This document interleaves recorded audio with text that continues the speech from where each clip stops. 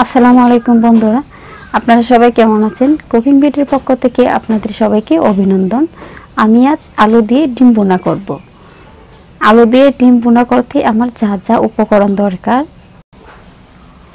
ডিম, আলু, সয়াবিন তেল, জিরের গুঁড়া, পেঁয়াজ, সাদা এলাচ, দারচিনি,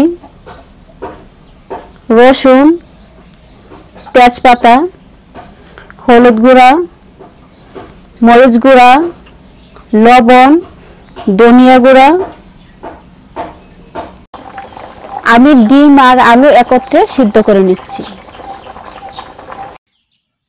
আলু দিয়ে ডিম ভুনা করার জন্য কড়াইয়ে গরম তেল দিয়ে দিয়েছি। ডিমটা আমি প্রথমে সিদ্ধ করে নিব। মশলা দিয়ে ডিমটা মেখে নিয়েছি। এখন একে একে গরম কড়াইয়ে দিয়ে দেব ভেজে নেওয়ার জন্য।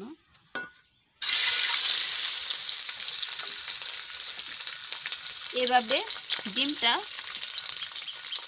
আলু দিয়ে ভুনা করার আগে ভেজে নিলে ডিমের ভুনাটা খাইতে খুবই অসাধারণ এবং লোভনীয় হয়ে থাকে।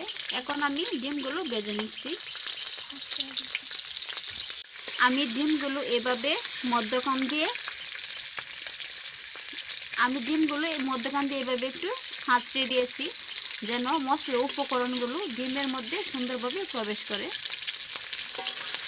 তেল এবং মশলার উপকরণ যদি ডিমের মধ্যে সুন্দরভাবে প্রবেশ করে, এই ডিমটা খাইতে খুবই অসাধারণ হয়ে থাকে বা খুবই মজার হয়ে থাকে। এভাবে আমি লালচে বর্ণের করে বা বাদামি বর্ণের করে ভেজে নেব। আমি বাদামি বর্ণের করে ডিমগুলো ভেজে নিয়েছি। একবারে মুড়মুড়ে করে ভাজা যাবে না, তাহলে ডিমটা খাইতে বেশি স্বাদ পাওয়া যাবে না বা ভালো লাগে না। সেজন্য আমি লাল বর্ণ হওয়ার সঙ্গে সঙ্গে বা বাদামি হওয়ার সঙ্গে সঙ্গে আমি ডিমটা নেমে নেব। আমি ডিম বাদামি বর্ণের করে খুব সুন্দর করে ভেজে নিয়েছি। আলু দিয়ে ডিম ভুনা করার জন্য আমি গরম তেলে মশলার উপকরণগুলো দিয়ে দিচ্ছি। সাদা এলাচ, দারচিনি, পেঁয়াজ রসুন বাটা,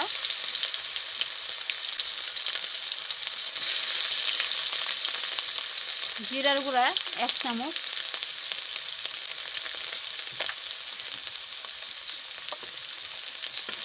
এখন নেড়ে ছেড়ে পেঁয়াজ রসুন বাটা গরম তেলের সাথে মিক্সড করে নেব।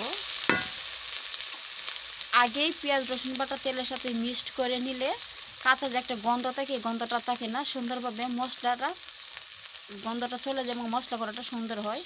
এতে 1 চামচ লবণ দিয়ে দেব, 1 চামচ মরিচ গুঁড়া,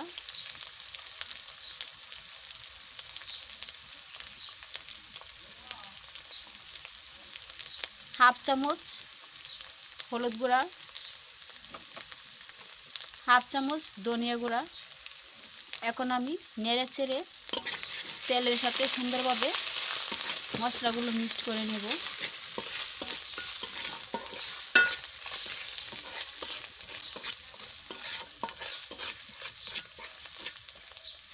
এতে আমি পরিমাণ মতো পানি দিয়ে দেব মশলাটা সুন্দরভাবে কষিয়ে নেওয়ার জন্য। মশলা সুন্দরভাবে কষা হওয়ার জন্য পরিমাণ মতো পানি দিয়ে দিলাম। এখন ঢাকনা দিয়ে ঢেকে দেব, অপেক্ষা করব মশলা কষা হওয়া পর্যন্ত। মশলাটা সুন্দরভাবে আমি কষিয়ে নিয়েছি। এতে গোটা 3টা কাঁচামরিচ দিয়ে দিলাম। এখন আবার নেড়ে ছেড়ে দেব।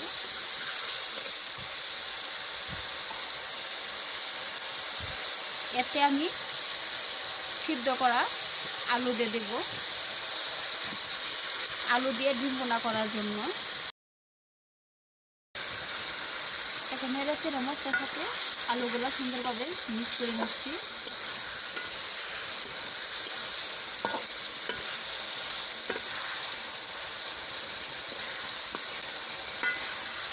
এভাবে আলু দিয়ে ডিম বোনা করে খাইতে খুবই মজার হয়।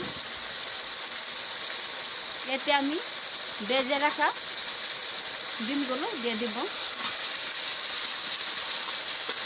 এখন আলু এবং ভেজে রাখা ডিম সুন্দরভাবে নেড়ে চেড়ে মশলা কষার সাথে মিক্স করে নিচ্ছি। মশলার সাথে আলু এবং সিদ্ধ করা ডিম মিক্স করে নিতে সুন্দরভাবে আলু দিয়ে ডিম বোনা করার জন্য পরিমাণ মতো পানি দিয়ে দেব।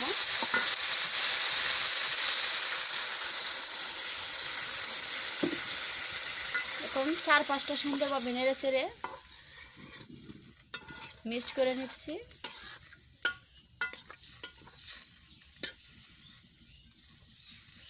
এখন ঢাকনা দিয়ে ডেকে দেব, অপেক্ষা করব আলু দিয়ে ডিম বোনা হওয়া পর্যন্ত।